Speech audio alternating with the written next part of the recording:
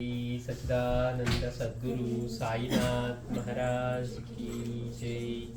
श्री सच्चिदानंद सद्गुरु भरद्वाज महाराज की जय।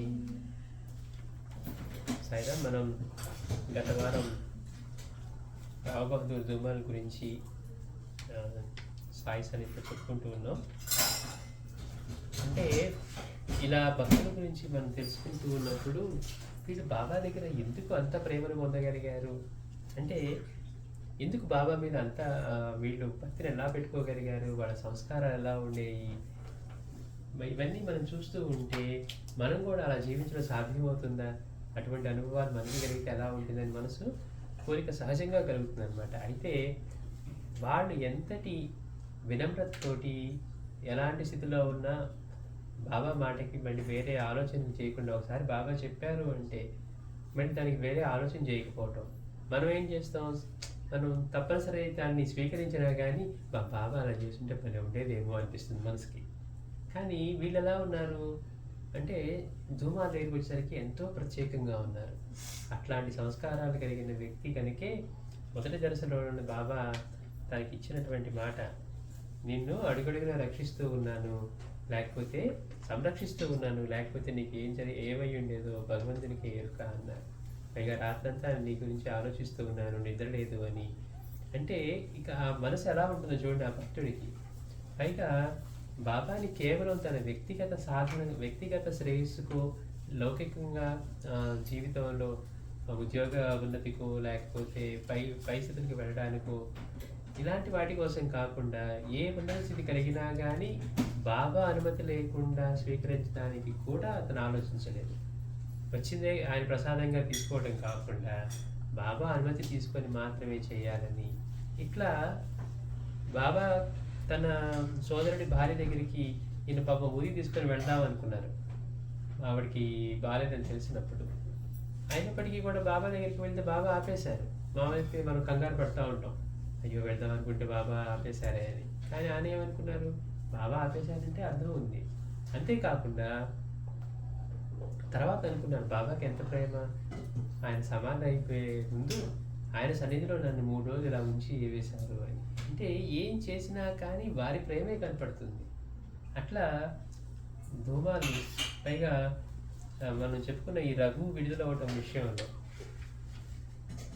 తన అంటే చూస్తానికి ఎలా అనిపిస్తుంది అంటే మాస్టర్ గారు అంటారు, మనం వెళ్ళి మాట్లాడబట్టే కదా మెజిస్ట్రేట్ ఒప్పుకుంది, మనం వెళ్ళి చేయబట్టే కదా ఇట్లా విడుదలైంది అనిపిస్తుంది.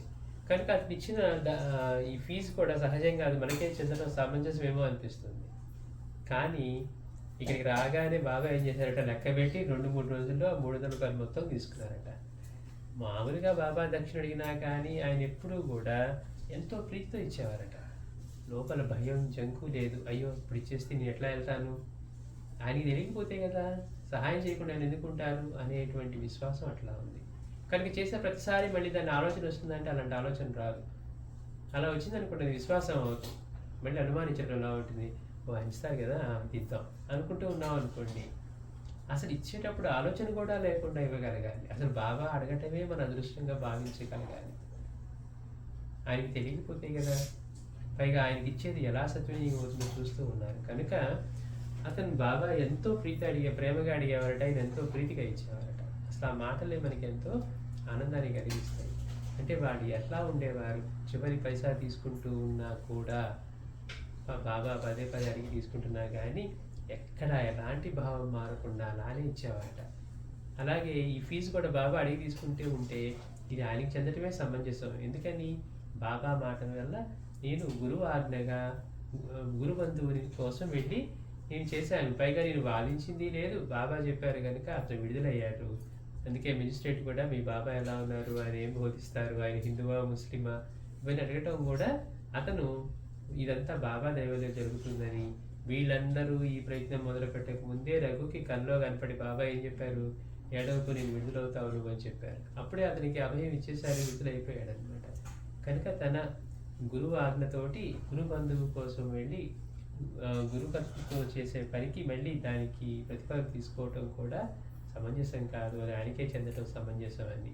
అంటే మాస్టారే అంటున్నారు, మనమైతే మనం వెళ్ళబట్టి కదా చేసిందనే భావన కలుగుతుంది. కానీ వీటన్నిటికంటే ముందు ఆయన ఆల్రెడీ అభయ ఇవ్వటంలో ఇవన్నీ జరిగిపోయాయి. పైగా బాబా ముందట వాళ్ళు తప్పుకుంటే అంటే చంద్రకరు దీక్షిత్ వీళ్ళు చూసి సాటే వీళ్ళు చూసి కేసు బలంగా ఉందన్నారు. కానీ బాబా చెప్పారు కనుక వెళ్ళాడు. ఇతనికి కఠినంగా ఉందనిపించినాడు కనుక ఇలాంటి భక్తుల యొక్క సంస్కారాలు మనం చూస్తూ ఉంటే మనం కూడా బాబా దగ్గర అలాంటిది పొందాలి అంటే మనం ఎలా ఉండాలి, వాళ్ళు ఎలా ఉన్నారు. మనం అంతకుముందు దబోల్గర్ గురించి చెప్పుకున్నాం. అంతటి శ్రేయస్సు పొంది బాబా దగ్గర జీవిత చరిత్ర రాయడానికి భాగ్యం కలిగించుకున్నారు. ఆయన సామాన్యంగా బాబా నిజంగా ఒప్పుకునేవారు కాదు. అతను కూడా ఎలాంటి సంస్కారాలు కలిగి ఉన్నారో మాస్టర్ చెప్తున్నారు. ఉత్తమమైన సంస్కారాలు. ఉన్నత స్థితికి వెళ్ళినా కానీ, బాబా వల్ల అనుగ్రహం పొందినా కానీ, బాబా దగ్గరికి తేవడానికి కారణమైన వారిని కూడా వాళ్ళ ముందు నమస్కారం పెట్టుకుంటున్నాడు. ఎందుకని? వాళ్ళు తీసుకొచ్చిన ఇక్కడ తీసుకురాబట్టే కదా నాకు ఇది కలిగిందని. ఆ ఉత్తమమైన సంస్కారాలు వీళ్ళలో ఉండబట్టే వాళ్ళు అంతంతకాలం బాబా దగ్గర ఉండి సేవ చేసుకొని ప్రత్యక్షంగా ఒక్క దర్శనం అయితేనే చాలనుకునే జీవితంలో సాక్షాత్తు ఆయనతోటి ఆయనే మాట్లాడుతూ వాళ్ళంతగా గడిపారంటే వీళ్ళ మనసులో ఉన్న కోరికలకి ఆయన ఎట్లా స్పందించేవారో చూస్తే ఆశ్చర్యం కలుగుతుంది. ఈ పటాన్ని బాబా తాకి ఇవ్వాలనుకుంటే బాబా పిలిచి మరీ చేతిలో ఏముంది అడిగి మరీ తీసుకొని ఇది ఎవరిది అడిగేవారట. ఆయనకి కనపడుతుంది కదా. అయినా కానీ ఇది ఇందులో మీరే ఉన్నారు బాబా అంటే ఏది ఇలా ఇవి చూస్తానని చెప్పి బాబా తీసుకొని ఆ పటాన్ని అలా దీక్షగా చూసి బాబా ఫోటోని ఇది దగ్గర ఉంచుకొని ఇచ్చారట. అంటే చూడండి మన మనసులో ఉన్న వాటిని మన గురువు ఎలా దానికి స్పందిస్తూ ఉన్నారు. పైగా ప్రాణభీతి లేదు. ఆయన చెప్పిన తర్వాత అయ్యో నిన్ను వెళ్తే అక్కడ ప్లేగ్ వ్యాధి బాగా తీవ్రంగా ఉంది, నేను నీళ్ళలో తాగుతాను అనుకోలేదు. బాబా వెనక్కడమని చెప్పారు. ఆయన మాట ఆరోగ్య సూత్రాలకి అతీతం. బాబా మాట చెప్పారంటే ఆ మాటలు ఆయన సంకల్పంలోనే వీటన్నిటిని అధిగమించేసి ఉంటాయి. కళ్ళలో తీసుకెళ్ళి మిరియాల ముద్ద పెట్టుకుంటే మామూలుగా మనం చేస్తాము. కానీ బాబా మాట ఆరోగ్య సూత్రాలకన్నిటికీ అతీతం అని గుర్తించారనమాట. అట్లా ఈ భక్తులు తెలుసుకున్నా కానీ మనకి ఎంతో సంతోషం కలుగుతుంది. అట్లా ఇప్పుడు మహల్సాపతి గురించి తెలుసుకుందాం. సాయిబాబాకు సన్నిహిత సేవకుల్లో మొదటివాడు మహల్సాపతి. బాబాకి బాగా సన్నిహితమైన వాడు. మనకి ఈ సన్నిధిలో తెలుసుకుంటే తప్పించి ఆ మహల్సాపతి ఎక్కువ తెలియదు. అంటే బాబా షిరిడిలో ఉండడానికి ఎలా కారణమయ్యాడో, అలాగే 3 రోజులు ఆయన మళ్ళీ తిరిగి వస్తాను లేకపోతే సమాధి చేయంటే 3 రోజులు పట్టుబట్టి వాళ్ళందరూ గొడవ పెడుతున్నా కానీ ఇచ్చే పనే లేదు బాబా అని చెప్పి తన ఒళ్ళోనే ఆయన తలను పెట్టుకొని కూర్చున్నవాడు. కనుక బాబాకి సన్నిహిత సేవకుల్లో మొదటివాడు మహల్సాపతి. సదాచార సంపన్నుడైన ఇతడు స్వర్ణకారుడు, ఈ బంగారు వృత్తి చేసేవాడు. ఆధునిక సంస్కృతి కొంచెం కూడా సోకని ఇతడు తన వంశాచారాన్ని అనుసరించి మహల్సాపతి పురాణం పారాయణ చేసేవాడు. ఆ రోజుల్లోనే అంటే చూడు మాస్టర్ గారు అంటున్నారు ఆధునిక సంస్కృతి కొంచెం కూడా సోకనితుడు అంటే ఎలా ఉన్నారో పాతకాలంలో అలానే ఉన్నారు. వేరే మరి వాళ్ళ ఉంటే కూడా ఆయన ఫోన్ తాగేవారు కాదు.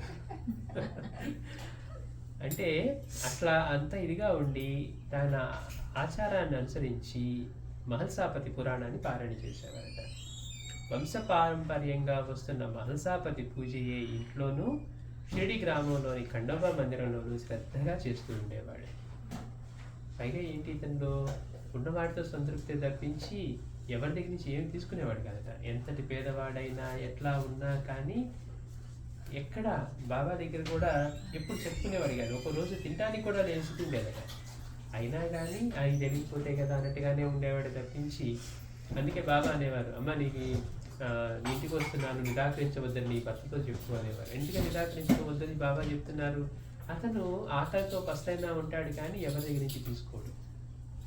అట్లాంటి అంటే అంతగా అనమాట. అందుకని బాబా చెప్పవలసి వస్తుంది అమ్మ నేను ఇంటికి వస్తున్నాను నిరాకరించవద్దని చెప్పు అని. అదే సమయంలో కాకా దగ్గరికి కొంత డబ్బు ఇవ్వాలని ఒక 10 రూపాయలు అలా పంపించడం ఇవన్నీ కూడా. అంటే ఉన్నదానితోటి అంత తృప్తిగా జీవించగలిగేవాడు పేదరికంలో ఉన్నా కూడా. ప్రతి సంవత్సరం జుజూరిలో జరిగే తిరునాళ్లకు ఇతడు ఖండోబా పల్లకి తీసుకొని 150 మైళ్ళు నడిచి వెళ్ళేవాడు. వాళ్ళకి అక్కడ మహారాష్ట్రలో పంటలకు నడిచి వెళ్ళిపోతారు. వాళ్ళు ఏదైనా తీర్థయాత్రలు అంటే నడిచే వెళ్ళిపోతారు 100 కిలోమీటర్లు. ఈయన కూడా ఈ జజూరిలో జరిగే ఉత్సవాలకి వాటికి ఖండోబా దేవుడి యొక్క పల్లకిని తీసుకొని 150 మైళ్ళు నడిచి వెళ్ళావట. ఇతనికి అప్పుడప్పుడు ఖండోబా దేవుడు ఆవేశించేవాడని ప్రతీతి. ఈ మహల్సాపతి. మహల్సాపతికి షిరిడి గ్రామంలో ఒక మట్టి ఇల్లు ఉన్నది. ఏమీ పండని భూమి 7.5 ఎకరా ఉంది. చూడండి, అంటే ఎంత సామాన్యమైన జీవితం. సాధారణ ఒక మట్టి ఇల్లు ఉందట. ఏమీ పండని భూమి 7.5 ఎకరాలు ఉంది. అతడు జీవనం కోసం వంశవృద్ధి చేసేవాడు. అంత కష్ట జీవితంలోనూ వీలైనంత సమయం సాధు సాంగత్యంలో గడిపేవాడు. అతని సంస్కారం అది. మామూలుగా అయితే మనం ఏం చేస్తాం, ఇబ్బందిగా ఉంటే ఆ ఇబ్బంది తొలగించుకోవడానికన్నా కొంత ఏదైనా మళ్ళీ సంపాదించుకోవాలనో ఇంకేదైనా చేస్తాం. కానీ అతను మాత్రం కష్ట జీవితంలోనూ వీలైనంత సమయం సాధు సాంగత్యంలో గడిపేవాడు. చూడడానికి విద్యా సంస్కారాల్లో లేనట్లు కనిపించినా ఇతడు ఎంతో లోచూపు కలవాడు. పుస్తకానికి సామాన్యంగా ఎక్కువ చదువుకొని వాళ్ళ దగ్గర కనిపిస్తూ ఉన్నా కానీ బాగా లోచూపు కలిగిన వాడు. సామాన్యంగా సాంప్రదాయకులకు ఉండే మత సంకుచితమే లేనివాడు. మేము ఈ సాంప్రదాయాన్ని పాటిస్తామంటే ఏం చేస్తారు, వేరే వాటిని స్వీకరించరు. మందే గొప్ప, మిగిలినవన్నీ కూడా ఇలా అని మాట్లాడుతూ ఉంటారు. అందుకని మిగిలిన సాంప్రదాయాల పట్ల సంకుచిత భావమే లేనివాడు.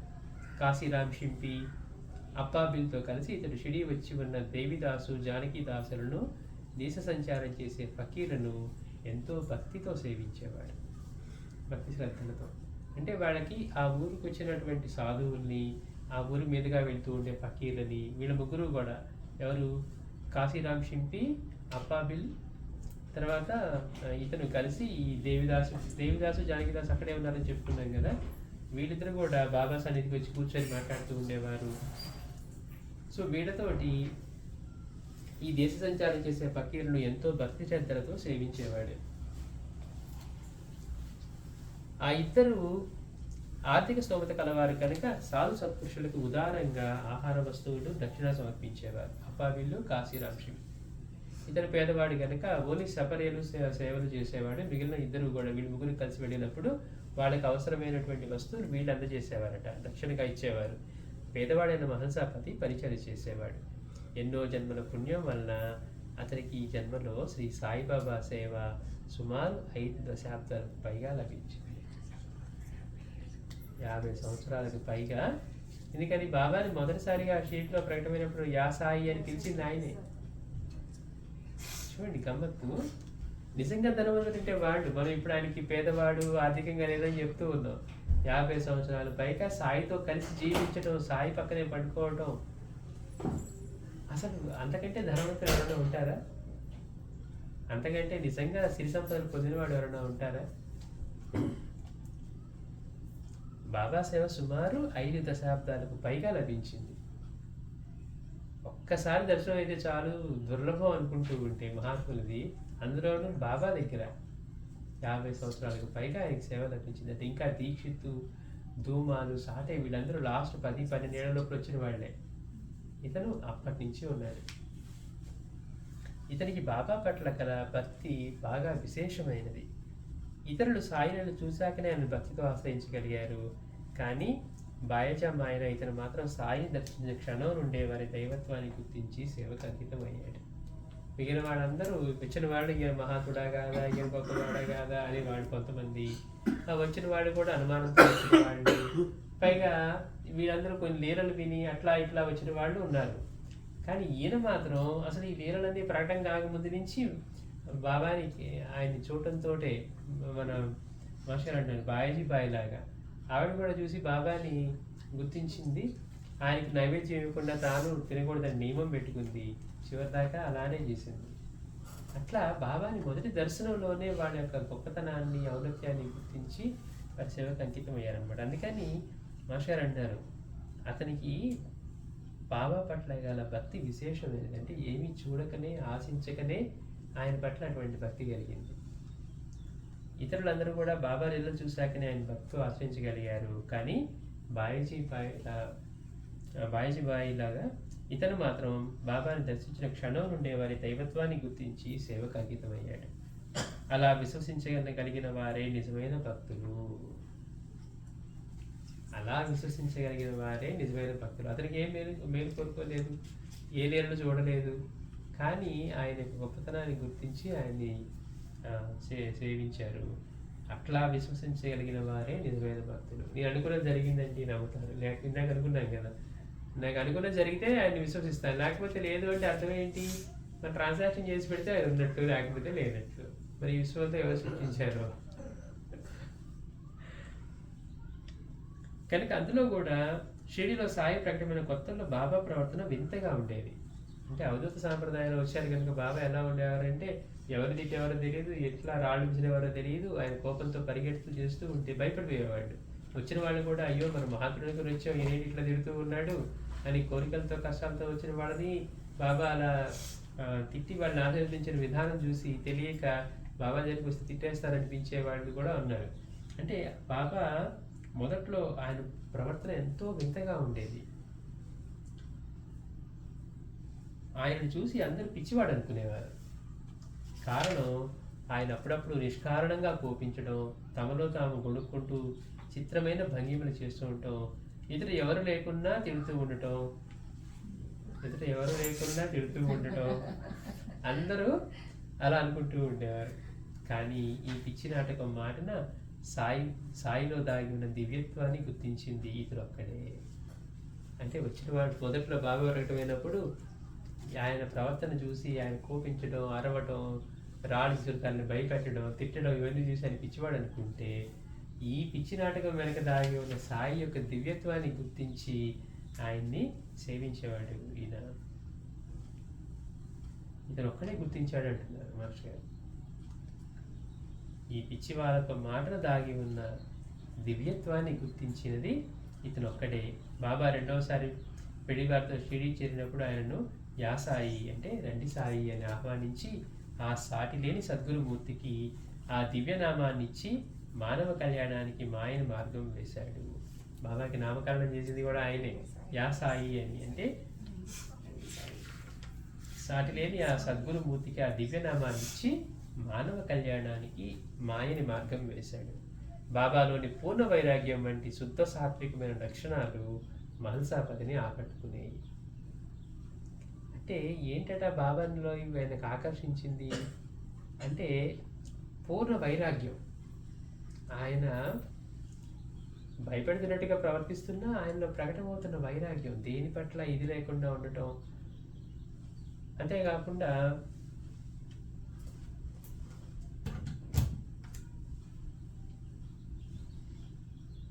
శుద్ధ సాత్వికమైన లక్షణాలు ఇవి మహల్సాపతిని బాగా ఆకట్టుకున్నాయి. అంటే బాబా యొక్క ఆయన ప్రవర్తన, ఆయన ఆచరించే విధానం, భిక్షకు వెళ్ళటం, ఆ భిక్షది కూడా కేవలం అది ఆయన కోసం కాకుండా తెచ్చినవన్నీ అన్ని జీవులకి ముందు తునిగి సమర్పించి తర్వాత అందరూ తీసుకున్న తర్వాత మాత్రమే ఆయన స్వీకరించడం, ఇవన్నీ చూసిన తర్వాత ఆయనలో ఉన్న ఈ సాత్విక లక్షణాలు పైగా పూర్ణ వైరాగ్యం ఇవి ఆయన ఆకట్టుకున్నాయట. అంటే బాబాలో లీలలు ప్రకటమయ్యి లీలలతో కాకుండా అసలు బాబాలో ఉన్న దివ్యమైన ఈ లక్షణాలు ఏవైతే ఉన్నాయో అవి ఆయన ఆకర్షించాయి. మొట్టమొదటిసారిగా ఇతడే ఒక రోజున మసీదుకి వెళ్ళి బాబా పాదాలపై పువ్వులు వేసి వారి పాదాలకు మెడకు చందన మధ్య నైవేద్యంగా పాలు సమర్పించేవాడు. ఆయన ఎలా పూజించారన్న భయం, ఆయన స్వీకరించేవారో తెలియదు. మనం చదువుకుంటాం, తెచ్చిన భయం తీసుకొచ్చి ఆయనకి ఇవ్వాలంటే కూడా బాబా ఇసిరి పారేస్తారేమోనని, కిరీటం తెచ్చి పెడితే పడేస్తారేమోనని ఆ తలపాగాలు తెచ్చి ఆ పైగా పట్టుకునేవారంట పెట్టకుండా. అంటే అంత భయంగా ఉండేది ఆయన ఎప్పుడు కోపం వచ్చి ఏం విసిరేస్తారో అని. కానీ ఈ మహల్సాపతికి మాత్రం అంతటి చనువు ఉండేది. దగ్గరికి వెళ్ళి ఆయనకి సేవ చేయాలన్నా అసలు మొదటిసారిగా బాబా పాదాలపై పువ్వులు వేసి బాబాకి చందనం అద్దింది కూడా ఆయనేనట. చేసి బాబాకి నైవేద్యంగా పాలు సమర్పించాడు. ఆ రోజుల్లో సాయి ఎవరిని అలా చేయనిచ్చేవారు కాదు. ఇతడు అలా చేసినప్పుడు మాత్రం ఆయన ఉపేక్షించారు. అంతకుముందు నానాసాహెబ్ డేంగ్లే వంటి ఆ ప్రాంతపు ప్రముఖులు అలా పూజించబోతే ద్వారకామైనడు స్తంభాన్ని పూజించుకోండి అనేవారు. అంతకుముందు వాళ్ళు కూడా బాబా మీద భక్తి కలిగి బాబా మీకు ఇలా పూజ చేస్తామంటే వెళ్ళి స్తంభాన్ని పూజించుకోండి అనేవారట. కానీ మహల్సాపతిని మాత్రం ఆ పని చేయడానికి ఒప్పుకున్నారు. అయితే వారు అలా ఎన్నడూ చేయలేదు. చూడండి గమ్మత్తు, వాళ్ళు వెళ్ళి స్తంభాన్ని పూజించుకోమని చెప్తే వాడు ఎవరు చేయలేదట స్తంభానికి పూజ.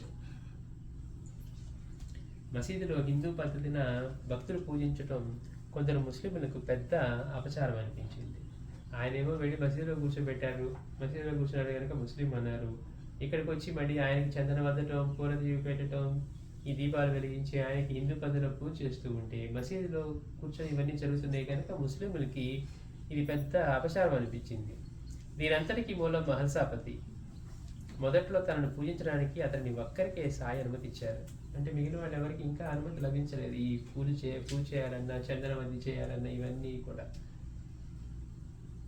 ఆ రోజున ఎలాగైనా అతన్ని మసీదు ప్రవేశించనివ్వకూడదని నిశ్చయించుకొని కర్రలు చేతబట్టుకొని మసీదు ముంగిట కాపురా నిలబడ్డారు. ఇతను ఒక్కడికే కదా అనుమతి ఉంది, ఇతనే వచ్చి చేస్తున్నాడు కనుక మసీదులో ఇవన్నీ చేస్తూ అపచారం చేస్తూ ఉన్నాడు కనుక ఇతన్ని రానియకుండా సరిపోతుందని చెప్పి ఈ మసీదు ముంగిట కర్రలు పట్టుకొని నిల్చుంటారు ట్రైన్ కోసం. ఇంతలో మహల్సాపతి వస్తే అతన్ని గేటు వద్దే నిలిపివేశారు. అతను భయపడి మసీదు గేటు దగ్గర నిలిచి సాయిని అక్కడి నుంచే పూజించనారంభించాడు. అంటే ఇప్పుడు ఎట్లా ఉంటుంది, మనం అమ్మవాడు కొడతారేమో, కర్రతో కొడతారేమో అని మనం మామూలుగా అయితే మనం భయపడతాం. కానీ వాళ్ళకి ఎలా ఉంటుంది, సాయి ఉన్నారు కదా మనకేంటి భయం, రక్షించేవాడు ఆయన. చూడండి విశ్వాసం అక్కడ ఉంటుంది. మనం అన్ని లెక్కలు వేసుకొని ఇది కాకపోతే అది చేస్తాడేమో సెకండరీగా బాబాని పెట్టుకుంటామా, అసలు మనకి ఏమైనా ఆయన ఉన్నారు కదా అనే భావం పెట్టుకుంటామా, ఇక్కడ తెలిసిపోతున్నాడు భక్తి ఎట్లా ఉంటుంది అనేది. ఇతనికి పాపం ఆపేశారు, కానీ ఇతను ఏం చేశాడు, అక్కడి నుంచే బాబాకి పూజ చేయడం మొదలుపెట్టాడట. సాయి అతని కేసు చూసి కోపావేశంలో, నీవు వచ్చి నాకు చందనమద్ది పూజించుకో, నిన్నెవడు అడ్డగిస్తాడో చూస్తానని కేకలేశారు. అంటే మరి బాబా అనుమతిచ్చారు కదా, ఇతను ఆపేసేసరికి అతను అక్కడి నుంచే చేస్తూ ఉంటే బాబా పెద్దగా అరిచారట కోపంతో. ఇంకెవరికి ఉంటుంది ధైర్యం, లోపలికి వచ్చి చందనమద్ది పూజించుకో, నిన్నెవడు అడ్డగిస్తాడో చూస్తానన్నారట బాబా కోపావేశంతో. అంతటితో ఆ ముస్లింలు భయపడి పారిపోయారు. నాటి నుండి మహల్సాపతి యథేచ్ఛగా మసీదుకి వచ్చి సాయిని పూజించుకోసాగాడు. ఆ తర్వాత నీమ్గావ్కు చెందిన డేంగ్లే కూడా ఆయన్ను పూజించాలనుకున్నాడు, కానీ బాబా అంగీకరించలేదు. అంటే చూడండి, అతను వచ్చి పూజించాలనుకున్నా కానీ డేంగ్లే దగ్గర బాబా ఎంత ఇదిగా ఉండేవారు. బాబా స్వయంగా అతని ఇంటికి దగ్గరికి వెళ్ళేవారు, షిరిడీలో తప్పించి ఎక్కడికి వెళ్లకుండా ఉన్న ఆయన కేవలం ఆ నీమ్గావ్కి వెళ్ళేవాడని చెప్తున్నాం కదా. అయినా కానీ అతను పూజిస్తానంటే బాబా ఒప్పుకోలేదట. ఆ రోజుల్లో దగ్దుబాయి అనేవాడు ఎప్పుడు సాయిని అంటిపెట్టుకునే ఉండేవాడు. ఒకరోజు అతను ఎలాగో బాబాకి నచ్చజెప్పి ఒప్పించాక డేంగ్లే కూడా ఆయన పూజించుకున్నాడు. దగ్దుబాయి అనే అతను ఎప్పుడు బాబాని అంటిపెట్టుకునే ఉండేవాడట. అతను ఎట్లాగో బాబాకి చెప్పి ఒప్పించాక ఈ డేంగ్లేకి బాబాని పూజించుకునే అవకాశం కలిగింది. క్రమంగా ఇతరులు పూజిస్తూ ఉన్న బాబా అభ్యంతరం చెప్పడం మానివేశారు. ఇట్లా ఒక్కొక్కరి నుంచి ఒక్కొక్కళ్ళు ఇంక చేస్తుంటే బాబా కూడా క్రమంగా అభ్యంతరం చెప్పడం మానేశారట. ఆ విధంగా సాయిని పూజించడం అందరికీ పరిపాటి అయింది. ఈనాడు ప్రపంచమంతటా భక్తులు సాయిని పూజించుకోవడానికి అంకురార్పణ చేసిన అదృష్టం మహల్సాపతికే దక్కింది. ఆయన్ని మొదట సాయి అని పేరు పెట్టి పిలిచింది, తర్వాత ఆయన మొదట పూజ చేసి ఇవాళ అందరూ పూజించుకోవడానికి మార్గం చూపింది, అంకురార్పణ చేసింది కూడా మహల్సాపతి. ఇతనికి 3 కుమార్తెలు, 1 కొడుకు. సుమారు 1800 ప్రాంతంలో ఆ ఒక్క వంశోద్ధారకుడు మరణించడంతో మహల్సాపతికి మనసు విరిగిపోయింది. ఒక కొడుకు, 3 కుమార్తెలు ఉన్నారట. వంశోద్ధారకుడు మరణించడంతో, అంటే ఒక్కడే కదా పాపం, ఇక మహల్సాపతికి మనసు విరిగిపోయింది. చూడండి ఎట్లా ఉంటుందో మనుషుల జీవితం. ఆధ్యాత్మికంగా ఎంత ఉన్నా కానీ మళ్ళీ ఈ బంధాలన్నీ లాగేస్తూనే ఉంటాయి. మన వంశం నిలవాలి అనే ఆలోచనే చూడండి అసలు. అంటే పూర్ణత్వం వచ్చేంత వరకు ఇవన్నీ కూడా లాగుతూనే ఉంటాయి. మన వాళ్ళు, మన పిల్లలు, మన వంశం ఏం అవ్వాలి, అది అవ్వాలని. సో అతనికి మనసు విరిగిపోయింది. అతనికి గల భూమిపై 1 పైసా కూడా రాబడి ఉండేది కాదు. 700 ఎకరాలు ఉంది కానీ అందులో ఏమి పండవు. దాని మీద 1 పైసా కూడా రాబడి ఉండేది కాదట. వంశవృత్తి వలన వచ్చేది జీవనానికే చాలేది కాదు. ఎప్పుడు తన ఇష్టదైవం అనుమతిస్తాడా, ఎప్పుడు సంసిద్దామని మహల్సాపతి ఎదురు చూసేవాడు. అంత కష్టమైన దుర్భరమైన జీవితం అన్నమాట. అందుకని ఎప్పుడు తన ఇష్టదైవం అనుమతిస్తాడా, ఎప్పుడు సన్నిసిద్దామని మహల్సాపతి ఎదురు చూసేవాడు.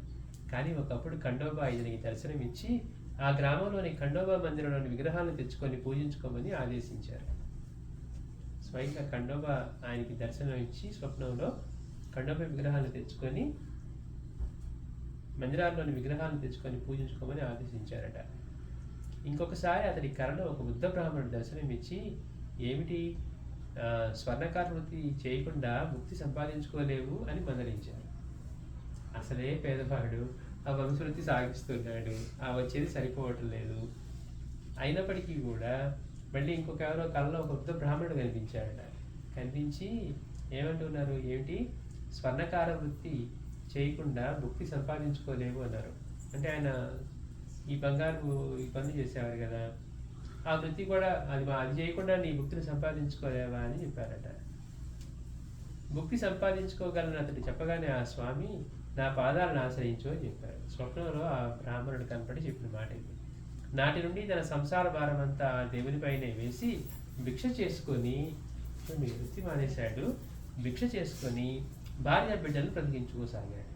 ఇంట్లో నిద్రిస్తే మనోవికారం కలిగి సంసార భారం పెరుగుతుందని తలచి మహల్సాపతి తన సమయమంతా సాయి సేవలో గడిపేవాడు. అంటే మరి అసలు పేదవాడు, తన ఆలోచన ఎట్లా ఉంది అంటే, ఇంట్లో నిద్రిస్తే మనోవికారం కలిగి సంసార భారం పెరగలని తలచి మహల్సాపతి తన సమయం అంతా కూడా సాయి సేవలోనే గడిపేవాడు. రాత్రి సమయాల్లో కూడా బాబా చెంతనే ఒక రాత్రి మసీదులోను ఒక రాత్రి చావుడులోనూ నిద్రపోయేవాడు. బాబా ఎలా అయితే ఒక మసీదులోను చావుడులో నిద్రించేవారో ఇతను కూడా బాబా ఎక్కడి నిద్రిస్తే అక్కడే నిద్రించేవాడట. ఒక రాత్రి మసీదులోను ఒక రాత్రి చావుడులోను. రాత్రి సమయాల్లో కూడా బాబా చెంతనే ఒక రాత్రి మసీదులో ఒక రాత్రి చావుడు నిద్రించేవాడు. సుమారు 1889లో ఒకరోజు సాయి అతనితో, అరే భగత్, ఈ ఫకీర్ మాటలన్నిటికీ వ్యర్థం కావు, విను. నీవు రోజు నీ ఇంట్లో కాకుండా ఇక్కడే పడుకుంటున్నావు. నీకున్నది కుమార్తెలే కదా, కుమార్తెలు చింతకాయలు వంటి వాడు, కుమారుడు మామిడి పండు వంటి వాడు. నీవిక నుండి ఇంటి వద్ద నిద్రిస్తే నీకు తప్పక కొడుకు పుడతాడు అన్నారు. ఇతనేంటి, ఇంట్లో ఉంటే మళ్ళీ ఎక్కడ మనోవికారం కలిగి మళ్ళీ ఎక్కడ కుటుంబ భారం పెరిగిందో, పిల్లలు ఎప్పటికీ ముగ్గురున్నారు కదా ఆడపిల్లలు అని అతను తప్పించుకోవడానికి ఇంకా బాబా దగ్గరే రాత్రి ఇంట్లో పడుకోకుండా చావడిలో మసీదులో బాబాను వదలకుండా పడుకుంటే 89లో బాబా అన్నాడు ఒకరోజు సాయి అతనితో, అరే భగత్, ఈ ఫకీర్ మాటలన్నిటికీ వ్యర్థం కావు, విను. నీవు రోజు నీ ఇంట్లో కాకుండా ఇక్కడే పడుకుంటున్నావు. నీకున్నది కుమార్తెలే కదా, కుమార్తెలు చింతకాయలు వంటి వాళ్ళు, కుమారుడు మామిడి పండు వంటి వాడు. నీవు ఇక నుండి ఇంటి వద్ద నిద్రిస్తే నీకు తప్ప కొడుకు పుడతాడు అన్నారు. కానీ ఆయన ఎంత ఒత్తిడి చేసినా అతను వినలేదు. బాబా చెప్పినా కానీ వినలా, ఇంట్లో పడుకోమంటే. ఒకసారి సాయి చికాకు పడి కాశీరామ్తో, వీడిని ఇంట్లో పెట్టి తలుపు గొళ్ళెం పెట్టు అన్నాడు. బాబా మాట వినకుండా బాబాను వదలకుండా అక్కడే ఉండింటే, నువ్వు వెళ్ళి ఇంటికనే పడుకో, నీ కొడుకు పుడతాడు అన్నా కానీ వెళ్ళట్లేదట. ఇక బాబాని చికాకు పడ్డారట. చికాకు పడి కాశీరామ్తో, వీడిని అంటే వాళ్ళ ముగ్గురు ఫ్రెండ్స్ కదా, కాశీరాము అప్పాపిల్లు ఈయన, అందుకని కాశీరామ్తో అన్నాడు, వీడిని ఇంట్లో పెట్టి తలుపు గొడవ పెట్టు అన్నారు. కాశీరామ్ అలాగే చేశాడు. మహల్సాపతి 1896లో కృష్ణాష్టమి నుండి తన ఇంటి వద్దనే నిద్రించసాగాడు. సరిగ్గా సాయి చెప్పినట్టే మరునాటి జన్మాష్టమికి అంటే 1897లో ఒక ఆదివారం నాడు అతనికి ఒక కొడుకు పుట్టాడు. అతనికి మార్తాండ్ అని పేరు పెట్టారు. మార్తాండ్ మహల్సాపతి. చూడండి గమ్మత్ ఎట్లా ఉందో. బాబా చెప్పి గట్టిగా పంపించాల్సి వచ్చి మళ్ళీ నేను చెప్పినా వినట్లేదా జిగాకు పడి కాశీరావుని పిలిచి వీళ్ళు తీసుకెళ్ళి ఇంట్లో పెట్టి తలుపు గొడవ పెట్టారు. తర్వాత సంవత్సరానికి అతని కొడుకు పుట్టారు. అతనికి మార్తాండ్ అని పేరు పెట్టాడు. ఆ వెంటనే మహల్సాపతి అంతకు ముందులా బాబా సన్నిధిలో మళ్ళీ నిద్రించసాగాడు. అంటే మొదలు కొడుకు నేను బాధపడుతున్నాడు కదా, ఉన్న కొడుకు పోయిన తర్వాత, అందుకని మళ్ళీ ఆయనకి కొడుకుని ప్రసాదించారు. మళ్ళీ కొడుకు పుట్టిన తర్వాత మళ్ళీ యథావిధిగా మళ్ళీ రోజు బాబా సన్నిధిలోనే నిద్రించసాగాడట. ప్రతి రాత్రి అక్కడికి చేరి తన వద్దనున్న గుడ్డ నేలపై పరిచేవాడు. దాని మీదనే ఒక ప్రక్కన సాయి, మరొక ప్రక్కన అతను పడుకునేవారు. చూడండి అసలు ఎంత అదృష్టం. ఒక గుడ్డ పరిస్తే తన దగ్గర ఉన్న గుడ్డని, ఆ గుడ్డ మీద ఒక ప్రక్క బాబా పడుకునేవారట, ఒక పక్క మహల్సాపతి పడుకునేవారట. అతనికి నిద్ర తొలిగిన మరుక్షణమే సాయి, భగత్, నీవు నిద్రపోవద్దు, లేచి కూర్చొని నీ చెయ్యి నా గుడ్డెపై ఉంచు బాబా చెప్తున్నారు. ఇతను నిద్ర తోగగానే బాబా అతను లేపేవారట. భగత్, నువ్వు నిద్రపోవద్దు, లేచి కూర్చొని నీ చేయి నా గుండెపై ఉంచు, నేను అల్లా నామస్మరణ చేస్తూ ఉంటాను. నేను అలా స్మరణ చేస్తున్నది లేనిది నా గుండె స్పందన వల్ల నీకు తెలుస్తుంది. అది ఎప్పుడైనా తొలగి నా గుండె స్పందన మారితే నన్ను వెంటనే నిద్ర లేపాలి అన్నారు. ఇది మరీ గమ్మత్తు. చూడండి, అతన్నేమో నిద్రపోకుండా లేచి ఉండని చెప్తున్నారు. ఉండి ఏం చేయమంటున్నారు?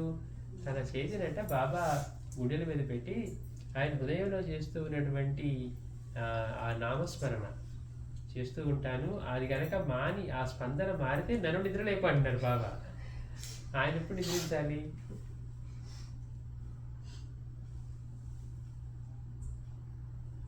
అలా ఏనాడు బాబా హృదయంలో నామస్మరణ ఆగింది లేదు, అతను ఆయన నిద్రలేపింది లేదు. ఇలా ఇద్దరు రాత్రి తెల్లవారి మెలకువగా ఉండేవారు. అంటే చూడండి, బాబా అసలు నిద్రించడం ఎలా సాధ్యం? అతనితో పాటు బాబా ఏమంటారు, నువ్వు చెయ్యి అక్కడ పెట్టి నువ్వు అది కనుక మారితే చెప్పాలంటే ఆయనకు డ్యూటీ అప్పగించారు. అది ఆగేది లేదు, ఆయన చెప్పే అవసరం లేదు. ఇద్దరు మేల్కొని ఉండేవాళ్ళు. బాబా నిద్రపోని ఇచ్చేవారు కదా బేసిక్గా. అట్లా రాత్రి తెల్లవారు మెలకువగా ఉండేవారు. రాత్రి ఎప్పుడైనా అతను మసీదు నుండి బయటికి వెళ్ళబోతే, సాయి నువ్వు ఇక్కడి నుండి వెళ్ళవద్దు, వెళ్తే చచ్చిపోతావు, జాగ్రత్త అనేవారు. అంటే చూడండి ఎంతటి సంరక్షణ ఉందో అతనికి. నువ్వు ఇక్కడి నుంచి ఎక్కడికి వెళ్ళొద్దు అంటే కిందకు కూడా దిగనిచ్చేవారు కాదట. మసీదు నుంచి బాబా పక్క నుంచి పోనిచ్చేవారే కాదట. నువ్వు ఇక్కడి నుండి వెళ్ళవద్దు, వెళ్తే చచ్చిపోతావు, జాగ్రత్త అనేవారు. ఇలా మహల్సాపతికి ఎన్నో సంవత్సరాలు ఆ సన్నిధిలో తపస్సు కొనసాగింది. మరి బాబా సన్నిధిలో ఉండడం అంటే మాటలు. ఎన్నో సంవత్సరాలు ఆయన సన్నిధిలో ఆ తపస్సు కొనసాగింది.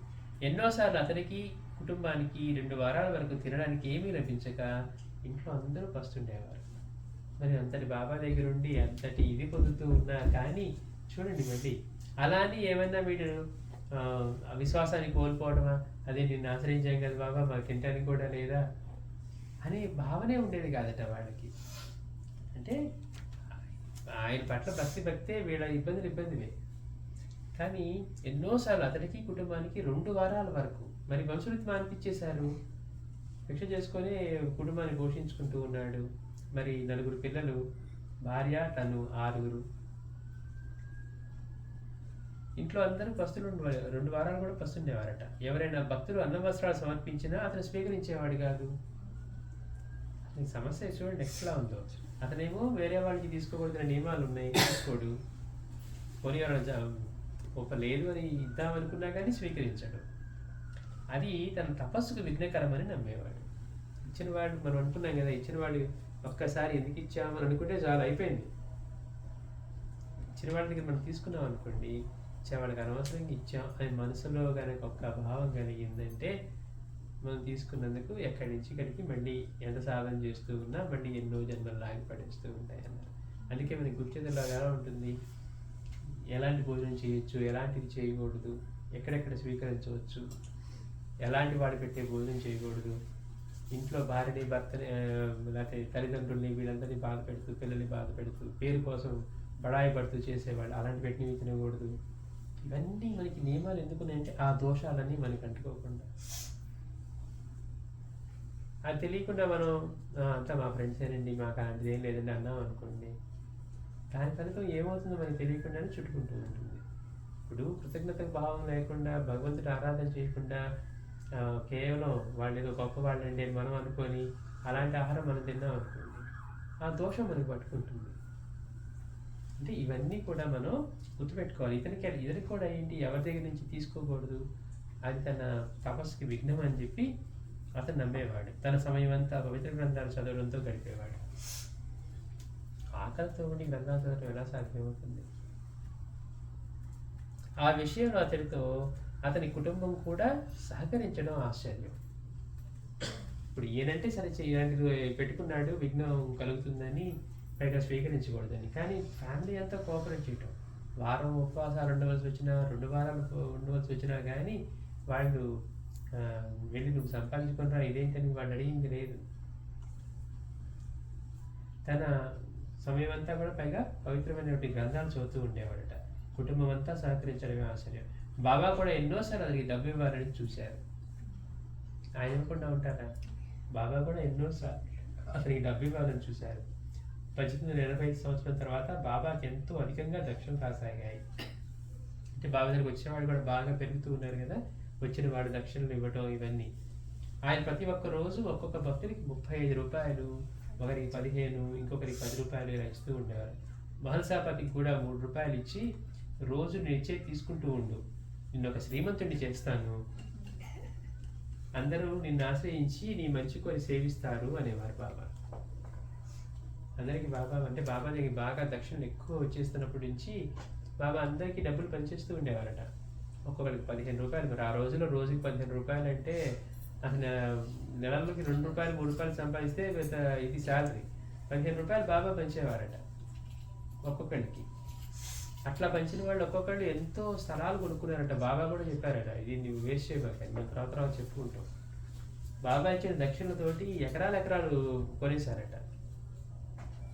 ఇక్కడ బాబా ఏం చెప్తున్నారు, అట్లా ఒకరోజు మహల్సాపతి కూడా ఇచ్చి 3 రూపాయలు ఇచ్చేవారట. 3 రూపాయలు ఇచ్చి, రోజు నేను ఇచ్చే తీసుకుంటూ ఉండు, నిన్ను ఒక శ్రీమంతుని చేస్తాను అంటున్నారు. అందరూ నిన్ను ఆశ్రయించి నీ మంచి కోరి సేవిస్తారు అనేవారు. అతడు, నాకు అదంతా వద్దు, నాకు మీ పాదసేవ మాత్రమే కావాలి. చూడండి, వాళ్ళకి తినడానికి లేకపోయినా, తనకే కాదు తనంటే ఉంటాడు, తన కుటుంబానికి లేకపోయినా బాబా డబ్బులు ఇస్తూ ఉన్నా కూడా, బాబా నాకు ఇవన్నీ వద్దు, మీ పాదసేవ కావాలని కోరుకుంటున్నాడు. బాబా నాకు ఇవన్నీ వద్దు, నాకు మీ పాదసేవ మాత్రమే కావాలి అన్నాడు.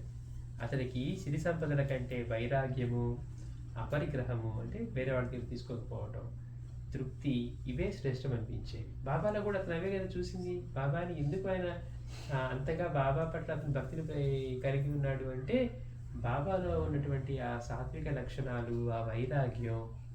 మన బాబాని చూస్తే మాస్టర్ గారు అంటారు, మొదటి నుంచి చివరి వరకు ఆయన రోజు క్రమంలో ఏ మార్పు చేసుకోలేదట. మనమైతే కొంచెం పెరగగానే కన్వీనియన్స్ పెంచుకుంటాం, కంఫర్ట్స్ పెంచుకుంటాం. కానీ బాబా దగ్గరికి వచ్చేసరికి ఆయన ప్రకటమైన రోజు ఎలా ఉన్నారో, భిక్ష చేసుకుంటూ ఎలా ఉన్నారో, ఆ 5 ఏళ్లలోనే భిక్ష, అక్కడి నుంచి మరి అన్ని సంస్థానం ఏర్పడి ఆయనే అందరికి వంట చేసి పెడుతున్నా కానీ ఆయన మాత్రం భిక్ష చేయండి. చూడండి ఎంత గమ్మత్తు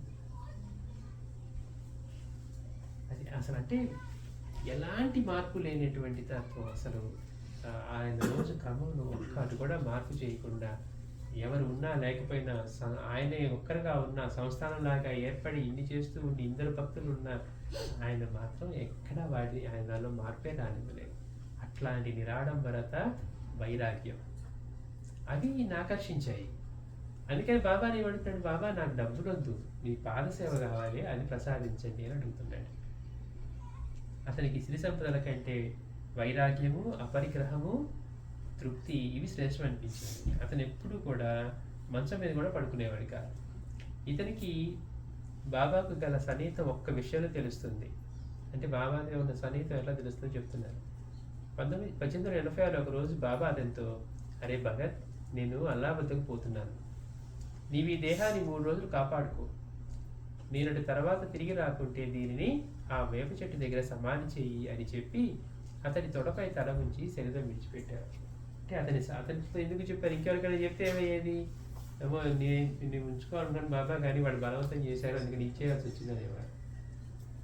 బాబా కూడా ఇతన్ని ఎన్నుకోవటంలో అంటే ఇతని పట్ల ఎంత ఇది ఉండాలి బాబా కూడా. అంటే ఆయన సంకల్పానికి విరుద్ధంగా జరుగుతాయని కాదు, కానీ ఎన్నుకోవటంలో కూడా ఎలాంటి వాళ్ళని ఎన్నుకున్నారు అనేది. అందుకని బాబా అంటున్నారు, అరే భగత్, నేను అల్లా వద్దకు పోతున్నాను, నీవు ఈ దేహాన్ని 3 రోజులు కాపాడుకో, నేనటి తర్వాత తిరిగి రాకుంటే దీన్ని ఆ వేప చెట్టు దగ్గర సమాధి చెయ్యి అని చెప్పి అతని తొడపై తల ఉంచి, మరి ఆ నమ్మకం ఉంటేనే కదా నా పని చేయగలిగేది, అతని తొడపై తల ఉంచి శరీరం విడిచిపెట్టాను. ఇప్పుడు మనం చిన్నపిల్లలు అనుకోండి, తాళాలు ఇచ్చి వెళ్తాం, పెద్దవాళ్ళు తను జాగ్రత్తగా పెట్టగలిగిన వాళ్ళకే ఇస్తాం. అంటే అది ఇంకా ఎంతోమంది ఉన్నారు కదా, కానీ అది మహల్సాపతికి ఇచ్చారు. ఆ 3 రోజులు అతను నిద్రాహారాలు మాని అలానే కూర్చున్నాడు. చూడండి, మరి తర్వాత మరి బాబాని సేవించుకోగలిగారంటే మరి మహల్సాపతి పాత్ర ఎంత ఉంది అని మాస్టర్ చెప్తున్నారు. ఆ 3 రోజులు అతను నిద్రాహారాలు కూడా మాని అలాగే కూర్చున్నాడు. గ్రామకరణం, మునుసులు మొదలగు వారు మసీదుకు వచ్చి వైద్యుని చేత బాబా దేహాన్ని పరీక్ష చేయించి ఆయన చనిపోయారని ప్రకటించారు. మనకున్న పరిమితమైన సైన్స్కి పరిమితం దానికి అంతే కదా, బాబా నాడి కొట్టుకోవట్లేదు, చలనం లేదు, అలానే ఉన్నారు కనుక బాబా మరణించారు అని చెప్పి వాళ్ళు ఈ గ్రామ కారణం వీళ్ళు చేసిన పంచాయతీలో ఆ డాక్టర్లు వాళ్ళు చెప్పారట. ఆ దేహాన్ని సాధ్యమైనంత త్వరగా సమాధి చేయాలని ఎందరెంత చెప్పినా కానీ మహల్సాపతి తన పట్టు విడవక 3 రోజులు దాన్ని కాపాడుతూనే వచ్చాడు. బాబా చెప్పారు కదా 3 రోజులు కాపాడమని. మరి ఆ రోజుల్లో ఈ అంటు వ్యాధులు ఇవన్నీ ఎక్కువ ఉండేవి. ఆ వ్యాధులు అవన్నీ ఎక్కువ ఉండటం వల్ల ఇలా ఉంచకూడదు, మీరు ఇచ్చేయాలని చెప్పి అతన్ని బలవంతం చేస్తున్నా ఇచ్చే ప్రసక్తే లేదు అని అతను పట్టుబట్టి వాళ్ళందరినీ ఎదుర్కొని అతను మాత్రం అలానే చేశాడు అనమాట. మహల్సాపతి తన పట్టు విడవక 3 రోజులు దాన్ని కాపాడుతూనే ఉన్నాడు. అటు తర్వాత బాబా తిరిగి శరీరం ధరించి మళ్ళీ 32 సంవత్సరాలు తన అవతార కార్యం కొనసాగించారు. బాబా మళ్ళీ దాని తర్వాత 32 సంవత్సరాలు ఏమి జరగనట్టుగానే ఆయన 32 సంవత్సరాలు తమ అవతార కార్యం కొనసాగించారు. అంతటి బాధ్యతతో కూడిన పని సాయి అతనికి ఉపయోగించారు.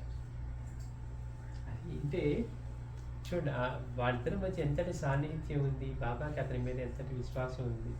అంటే ఇతను చేస్తాడని బాబా సంకల్పిస్తే ఇతనికి ఎదురే ఉండదు అనుకోండి. కానీ ఆ ఎన్నుకోవటంలో కూడా ముఖ్యమైన ఆ 3 రోజుల్లో అతని కనుక విశ్వాసము ఓర్మి సడలుంటే ఏమయ్యేదో. కానీ అతను మాత్రం ఇంతగా తనని అంటిపెట్టుకుని నిరంతరం సేవ చేస్తూ ఉన్న మహల్సాపతి పట్ల బాబాకు ప్రత్యేకమైన ప్రీతి ఉండేది. ఆయన ఇంకెవరు చెప్పినా వినిపించుకోలేని సందర్భాల్లో కూడా మహల్సాపతి ఆయనకి నచ్చ చెప్పి ఏ శుభకార్యానికైనా ఆయనను ఒప్పించగలిగేవాడు. బాబా దగ్గర అంతటి చనువు ఉండేది. బాబాకు కూడా అతనిపై ప్రత్యేకమైన ప్రీతి ఉండేది. ఎవరు చెప్పినా వినకపోయినా కానీ ఇతను వెళ్ళి చెప్తే బాబా వినేవారు. మనం ఏదనుకున్నా కానీ బాబా మొదలు వద్దనేవారు కదా, ఏ కార్యక్రమం మొదలుపెట్టినా. కానీ ఇతనే వెళ్ళి బాబాకి నచ్చ చెప్పి ఒప్పించేవాడట. ఉదాహరణకు భక్తులు సాయికి నివాసమైన మసీదుకు మరమ్మతులు చేస్తూ ఉంటే సాయి సుతరాము ఒప్పుకోలేదు. అంటే అన్ని వాళ్ళు చేస్తే కూడా ఒక్కొక్క కమ్మని పీకి పక్కన వేసేసారు ఒక్కడే. అప్పుడు మహల్సాపతి ఆయనకి ఎన్నో రీతులు చెప్పి ఒప్పించగలిగేవాడు. అంటే బాబాకి ఏదో చిన్నపిల్లవాడికి చెప్పినట్టుగా మీరు ఇప్పుడు శాంతించండి, నేను వాళ్ళతో మాట్లాడి వాళ్ళు ఏం చేస్తానని చెప్పేవాడట. నేను ద్వారకామాయి ఇంత చక్కగా ఉన్నదంటే అందుకు ప్రధాన కారకుడు ఇతనే. అంటే ఆ ద్వారకామాయిని కూడా మనం శ్రీరాముడితో చదువుకుంటే ఎలా ఉంటుంది, అన్ని మోకాళ్ళు గుంటలు, అసలు అది పాడుపడిన మసీది కదా, అందులో ఎలా ఉంటుంది. ఇంకా అయినా కానీ దాన్ని బట్టి చక్కగా పరిచి ఇదంతా ఇవాళ మనం చూస్తున్న ద్వారకామాయి చదువు చేసి బాబాకి అక్కడ ఇది చేసిందంతా ఇట్లా. అంటే వీళ్ళ ఆలోచన ఎలా ఉంటుందో చూడండి. మనకేంటి అని కాదు, మనం అక్కడ ఏం చేయాలి అనేది, ఆ సేవలో భాగంగా మనం ఏం చేయాలి అనేది. ఇప్పుడు తనకి తినడానికి లేదు, ఉండటానికి లేదు, ఇంత ఇబ్బంది పడుతూ ఉన్నా కానీ బాబా ఇస్తా అంటున్నా కానీ బాబా నాకు అవన్నీ వద్దు, నీ పాదసేవ చాలా ఒక్కటి ప్రసాదించు.